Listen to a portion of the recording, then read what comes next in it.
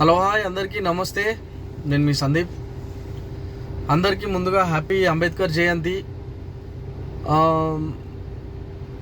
మా రాష్ట్ర ముఖ్యమంత్రి గారికి కూడా మా కాకకు కూడా చెప్తా ఉన్నా, ఇవాళ ఈ దినానికి దాదాపు మన తెలంగాణ రాష్ట్రం ఏర్పడి 9 ఏళ్ళు అవుతా ఉన్నది.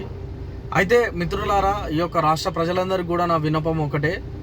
ఈ యొక్క తెలంగాణ రాష్ట్రం ఏర్పడక ముందుకు కేసీఆర్ ఇచ్చినటువంటి హామీలు, ఇంటికో నల్ల, ఇంటికో ఉద్యోగం, దళితులకు 3 ఎకరాల భూమి, KG to PG ఉచిత విద్య,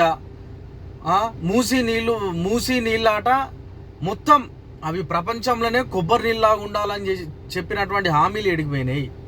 ఈ యొక్క తెలంగాణ రాష్ట్రంలో KG to PG ఉచిత విద్య ఎడిగిపోయినది, ఫీజు రియంబర్స్మెంట్ ఎడిగిపోయినది. ఈ యొక్క ముఖ్యమంత్రికి ఇవాళ నేను అడిగేటువంటి సూటి ప్రశ్న ఒకటే అడుగుతున్నా. ఈ యొక్క రాష్ట్ర ప్రజలారా మీరు గమనించండి. ఈ యొక్క స్తూపాన్ని కడతా అని చెప్పి, అమరవీరుల స్తూపాన్ని కడతా అని చెప్పి 9 ఏళ్ళు అయిపోతూ ఉన్నది. ఈ యొక్క అంబేద్కర్ విగ్రహాన్ని నిర్మిస్తా అని చెప్పి కూడా 9 ఏళ్ళు అయిపోతూ ఉన్నది.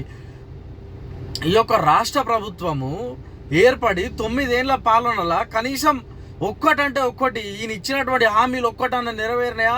ఈ యొక్క తెలంగాణ రాష్ట్రంలో 1200 మంది బిడ్డలు ఆత్మ బలిదానం చేసుకుంటే ఏర్పడినటువంటి ఈ యొక్క తెలంగాణ రాష్ట్రంలో నీ ఇంట్లో, నీ కల్వకుంట్ల ఫ్యామిలీలో ఎవడైనా చచ్చిపోయిన దినం ఏదైనా ఉన్నదా అని చెప్పి నేను అడుగుతా ఉన్నా. ముఖ్యమంత్రి గారు, ఈ యొక్క తెలంగాణ రాష్ట్రము ఇలా ఏర్పడ్డదంటే కేవలం మా యొక్క SC ST BC మైనార్టీ బిడ్డల వల్లనే ఈ యొక్క తెలంగాణ రాష్ట్రం ఏర్పడ్డది. నువ్వు కడతాన్నటువంటి ఈ యొక్క అంబేద్కర్ విగ్రహాన్ని కడతా అని చెప్పి దాదాపు 9 ఏళ్ళు అవుతా ఉన్నది. అమరవీరుల స్తూపాన్ని కడతా అని చెప్పి దాదాపు 9 ఏళ్ళు అవుతా ఉన్నది. నువ్వు ఇంకా ఇంటికో ఉద్యోగం ఇచ్చేది ఎన్నాడు? ఇంటికో ఉద్యోగం ఇచ్చేది ఎన్నాడు? 3 ఎకరాల భూమి ఇచ్చేది ఎన్నాడు? ఉచిత విద్య ఇచ్చేది ఎన్నాడు? మండల ఆసుపత్రి ఇచ్చేది ఎన్నాడు? జిల్లా ఆసుపత్రి ఇచ్చేది ఎన్నాడు? ఈ యొక్క సూపర్ స్పెషాలిటీ దవాఖాన్లు నువ్వు ఎప్పుడు కడతావు అని చెప్పి సూటిగా నా సమాధానం ఒకటే నువ్వు చెప్పాలి. మా యొక్క తెలంగాణ రాష్ట్ర ప్రజలకు ఈ యొక్క 3.5 కోట్ల జనాలకు కూడా నువ్వు చెప్పాల్సిన అవసరం ఎంతైనా ఉన్నది కేసీఆర్. ఈ యొక్క తెలంగాణ రాష్ట్రంలో ఉన్నటువంటి బిడ్డలందరినీ కూడా ఇలా మోసం చేసినటువంటి పరిస్థితిని ఏర్పడ్డదని చెప్పి నేను చెప్తా ఉన్నా. ఉచిత విద్య ఇస్తా అన్నావు, ఇంటికో ఉద్యోగం ఇస్తా అని చెప్పినావు, ఇంటికో నల్లు ఇస్తా అని చెప్పినావు, 3 ఎకరాల భూమి ఇస్తా అని చెప్పినావు, KG to PG ఉచిత విద్య ఇస్తా అని చెప్పినావు. మన స్కూళ్ళు మొత్తం ప్రైవేట్ స్కూల్ బంద్ చేసి మొత్తం గవర్నమెంట్ స్కూళ్ళకి పంపించాలని చెప్పినావు. ఇవాళ నీ మనవడు ఏ స్కూల్లో చదువుతా ఉన్నాడు అని చెప్పి నేను అడుగుతా ఉన్నా కేసీఆర్. ఈ యొక్క నీ మనవడేమో పెద్ద బళ్ళలో చదువుకుంటాడు, మా పిల్లలంతా కూడా గవర్నమెంట్ బళ్ళలో కనీసం మూత్రం పోయనికి కూడా జాగలేనటువంటి పరిస్థితి. ఈ యొక్క మూత్రం పోయనికి కూడా డోర్ ఉండదు. ఒక బాత్రూము దాదాపు 700 మంది బిడ్డలు వాడుతున్నటువంటి పరిస్థితి కేసీఆర్. ఇవాళ తెలంగాణను మొత్తం ముంచినటువంటి పరిస్థితి. 16,000 కోట్ల మిగులు బడ్జెట్లో ఉన్నటువంటి ఈ యొక్క రాష్ట్ర ప్రభుత్వం ఇవాళ 4 లక్షల కోట్ల అప్పులలో మునిగిపోతూ ఉన్నదని చెప్పి నేను చెప్తా ఉన్నా. కాళేశ్వరం మొత్తం గట్టి మొత్తం 80 లక్షల కోట్ల నాగం చేసి పెట్టినావు. ఈ యొక్క తెలంగాణ రాష్ట్రంలో ఉన్నటువంటి ప్రజలారా, ఈ యొక్క అంబేద్కర్ జయంతి సందర్భంగా నేను అడుగుతా ఉన్నా, ఈ యొక్క రాష్ట్ర ప్రభుత్వం ఇచ్చినటువంటి హామీలను ఎప్పుడు నెరవేరుస్తుంది? ఈ యొక్క రాష్ట్ర ప్రభుత్వం ఇచ్చినటువంటి ఈ యొక్క కల్వకుంట్ల ఫ్యామిలీ చేస్తున్నటువంటి అన్యాయాలు, అక్రమాలు, భూదోపిడి, ఈ యొక్క మొత్తం కరెన్సీ మాఫియా మొత్తం ఎప్పుడు అరికడతామని చెప్పి నేను అడుగుతా ఉన్నా. ఈ యొక్క తెలంగాణ రాష్ట్రంలో ఉన్నటువంటి SCలను, STలను, BCలను, మైనార్టీ బిడ్డలను ఎంతకాలం మోసం చేస్తావు కేసీఆర్? నీ అసెంబ్లీలో మొత్తం నీ వరకేమో ఉన్నది కదా. నీ ఇంట్లోనేమో నీ కొడుకు మంత్రి, నీ బిడ్డ MLC, నీ అల్లుడు మంత్రి, ఇంకో అల్లుడు మంత్రి. మరి మా బిడ్డలంతా ఏం కావాలి? మా BC బిడ్డలు ఏం కావాలి? మా దళిత బిడ్డలు ఏం కావాలి? మా మైనార్టీ బిడ్డలు ఏం కావాలని చెప్పి నేను అడుగుతా ఉన్నా. ఈ సందర్భంగా ఈ యొక్క అంబేద్కర్ విగ్రహం కట్టడానికైనా నీకు 9 ఏళ్ళు పట్టింది. మరి ఇంటికో ఉద్యోగం ఎన్నటిస్తావని చెప్పి నేను అడుగుతా ఉన్నా.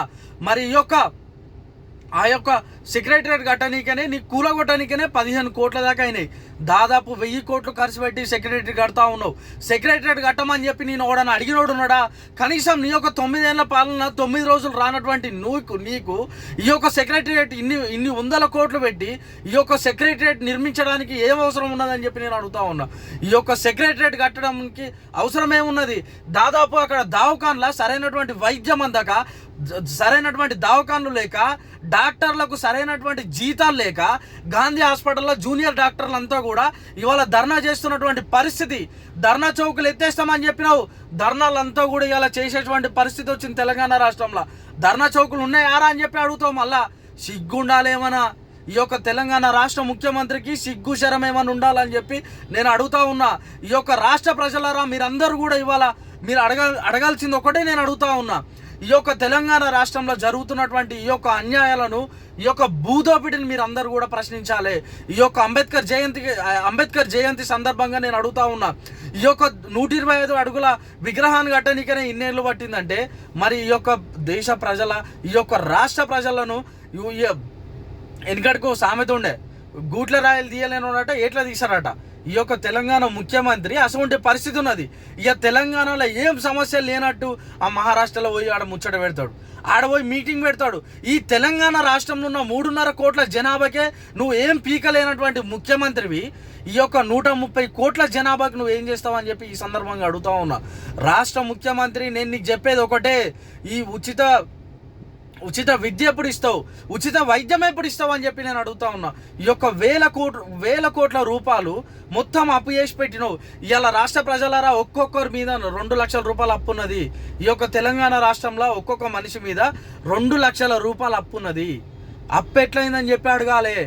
దయచేసి చెప్తున్నా, మీరందరూ కూడా దయచేసి చెప్తున్నా, ఇవన్నీ కూడా అర్థం చేసుకొని ఆలోచన విధానంతో ఓటేయమని చెప్పి నేను అడుగుతా ఉన్నా. Thank you.